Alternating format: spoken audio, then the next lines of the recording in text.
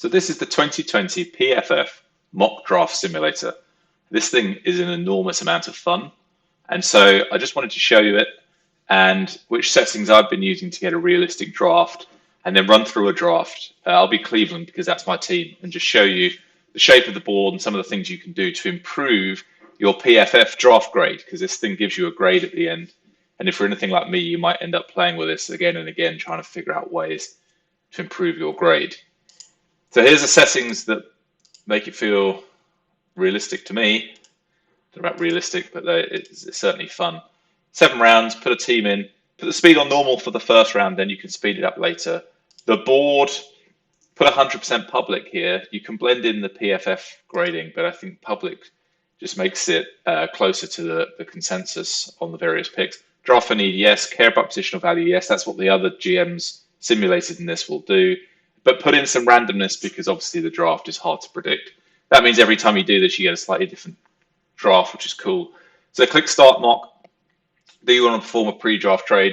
We don't know. If you were trying to trade up for a quarterback, maybe if you were Miami or the Chargers, maybe you would, but we don't.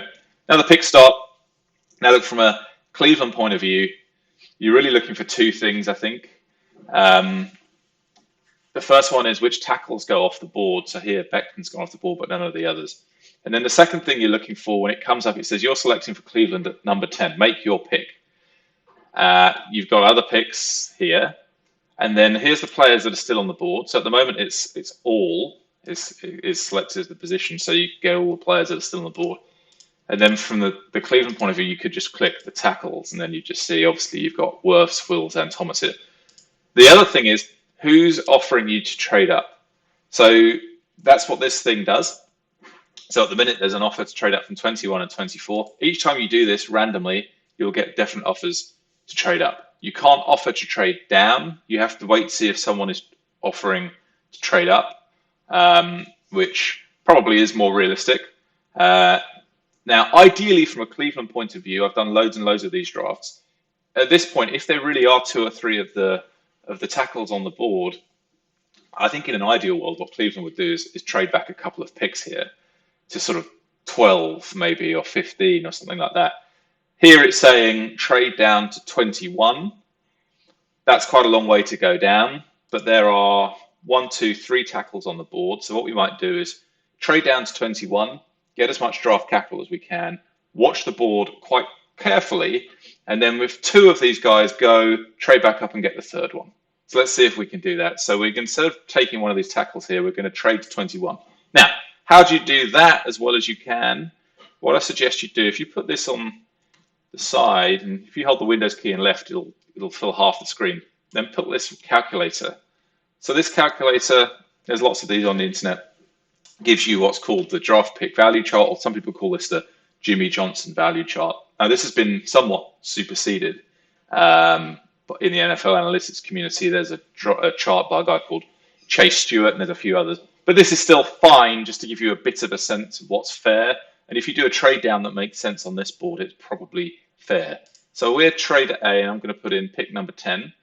And on the other side of it, we're being offered pick number 21. So if you calculate that, so there's a difference there. We're putting 1,300 of value on this chart. 1,300, it's there, pick number 10.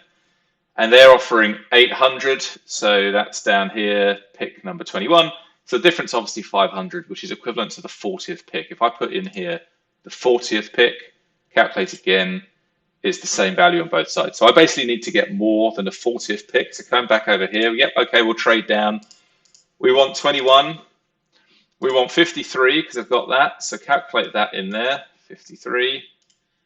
So now the difference is 130 of difference. So that's down here somewhere, sort of pick 92. So if the next pick 92, that would be fair if we got 92.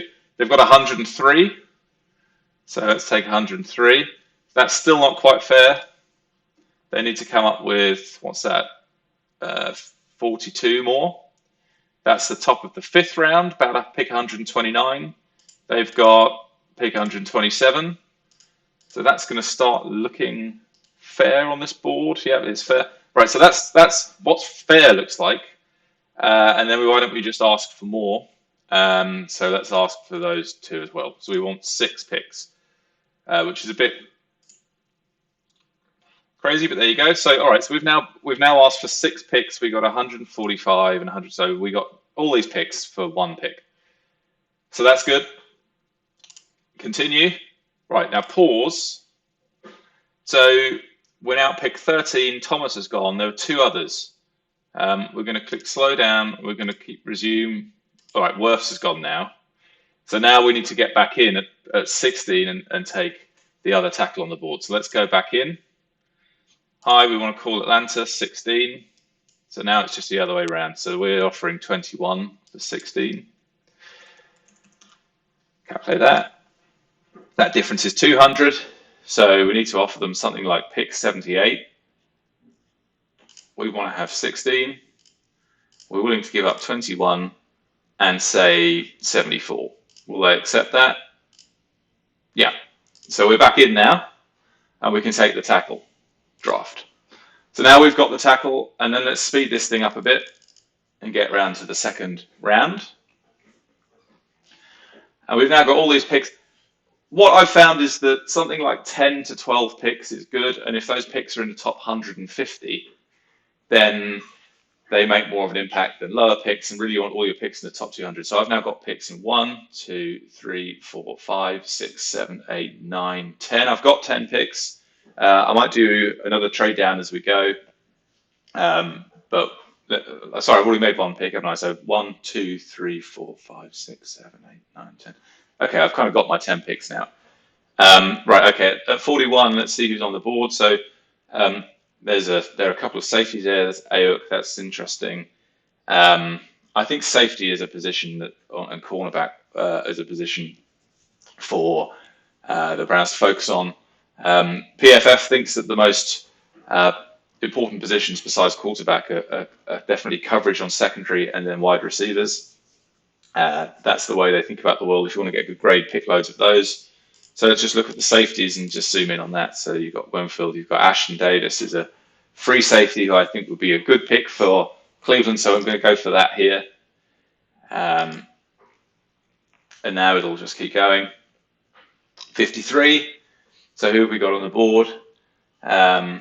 Interesting to see if any of the well-regarded wide receivers have fallen to here. 53. Yep. I mean, there is a trade down here, 53 to 56. It's worth having a look when there are multiple guys on the board that are interesting, which there are. That's 30 of value. So roughly you could get a 5th rounder for that. It's a 129th pick. You've got Hamler and Pittman as well-regarded receivers on the board. You've got some well-regarded cornerbacks. I think it would be an idea to see if there's a trade down there which is clearly very favourable. So if you just say, okay, will you give us this? Yes, they will. So they'll give 56 and 70. They're so keen to come up the board that they'll give us 580 for 370. So that's like giving us 200 of value for free, which is like getting a 3rd round for free. This is random, this simulator, so sometimes you just get loads of value for a pick, which is realistic. There's no harm in asking. So those picks have now gone away. The receivers are still on the board, both of them actually, but there's no more trade down options, but we'll take Pittman. Now we'll go down. So we've now got lots of high picks, and so we can now just keep going down. Now we're at 70. We can look at the board, and there's loads of good players left. One idea might be to take a linebacker here. That is a need for Cleveland. You shouldn't ignore need completely. It's a balance between need and best value. A linebacker with good coverage characteristics, like Dye, could be a good pick here. For Cleveland, they definitely need a linebacker. They don't need to pick one in the 1st or 2nd round if they want to maximize value, but they do need one. What this doesn't have, by the way, is trading picks for players. And arguably, if you were Cleveland, you would trade one of these picks for a veteran linebacker, which is what they need, really. You'd also go if you want to be really analytical about it, you might try and trade Nick Chubb for a pick because I don't think Chubb's value is going to increase from here. But that's a secondary point. So here we go. We're now in the third round, and if you look at who's on the board here now, PFF hates this pick, but I like it. I'd like to take a interior O lineman here. I think Cleveland need a couple of these in this draft. I like Cushenberry from LSU, but he's not available here, so let's go for Hennessy as a center that Cleveland can have in a couple of years' time. He might be able to be depth right away. There's Jalen Hurts has gone at 101, by the way. That's a pick that makes a lot of sense in the mid-round if there's any need for a quarterback. I don't think Cleveland's the right team for that. There's a trade down there from 103 to 111, which I might take if I felt the need to trade down here. But let's look at the board. Now, really, we're just looking at drafting as many interesting players as possible. Barch is an interesting player. If the first round tackle that we've taken turned out to be a bust, Barch could be interesting insurance. Oops, press the wrong button. So Barch could be an interesting one. And at this point, we've got so many picks that we're just basically taking all the players that we think are interesting, which is why the trading down at the start makes sense, because you end up with loads of mid-round picks, and some of these guys will hit. You just don't know which ones. So that's the logic behind the analytics. And we just keep going. Johnson's an interesting wide receiver.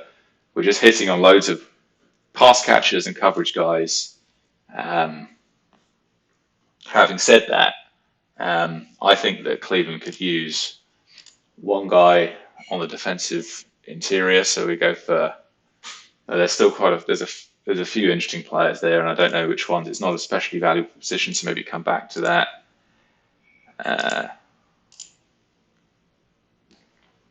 Maybe take another coverage guy here. There's quite a few interesting.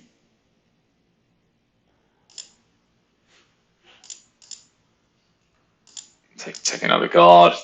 PFF won't like that pick very much, particularly as we've already taken one, but I just think that they need to take as many of these guys as possible. Gage Jr. is an interesting one. He's got, there are some question marks about his disciplinary record, so not going to go for him, but I can see that there'd be a logic to doing it. But we just sort of keep going down, take some depth in the secondary. Prosh is an interesting one who's getting a lot of write-ups as a high character guy. Just keep going.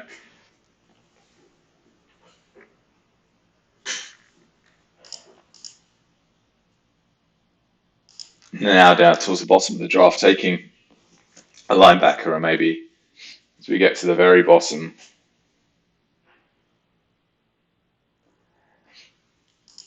there's a few we didn't take actually here because I could have taken a defensive tackle, but you get the idea.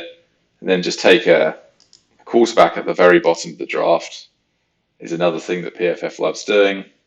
So here we go. So here's our grade. So here's all of our various. We're finished now, and here's all the players. So it liked the coverage guy, and it really liked the wide receiver in the second round. It liked the fact that we traded down. Didn't like the trade at the top of the draft actually. Didn't like it at all. It really liked the first one. We got 6 picks back. It didn't like the one we traded back up. So it liked the one we traded down. Didn't like the one we traded back up. But we wanted a tackle. Didn't really like that grade either. Anything over the 60 is okay. Below 60, it means it didn't really like it. It really didn't like taking Hennessy. Again, I like that.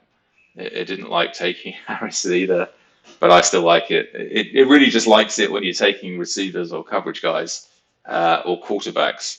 And the more of them you can take, the better. 84, which is the overall grade, is a pretty good score. So there we go. That's a quick run through. And this is a lot of fun. You can just do it again and again. You start again with the same settings. And there we go. That's our draft. Well, couple further thoughts. The guy who put this together is this guy. He goes by PFF_Moo on Twitter. He's a German guy called Timo Risker. Thanks, Timo. This thing is awesome. This guy is writing the most interesting stuff out there, I think, about the draft. So if you enjoyed this video, you probably want to go and read what he writes. Most of it, you do need to be a PFF subscriber for. You can do the mock draft simulator for free, but to read what this guy's writing at the moment, you need to go and sign up to PFF. And then the other thing is, if you really like this, then you'd probably like a computer game called Front Office Football 8, which is an American football simulation game. So if you don't know about that and you're into the strategy of drafting, have a look at it. I play it in a multiplayer league of 32 guys in it. The website's here. You can see that on the screen. It's a lot of fun to draft against a bunch of other real people, trades, all that stuff. Have a look at it. If you enjoyed this video, you'd almost certainly enjoy that. And thanks for watching this video. Cheers.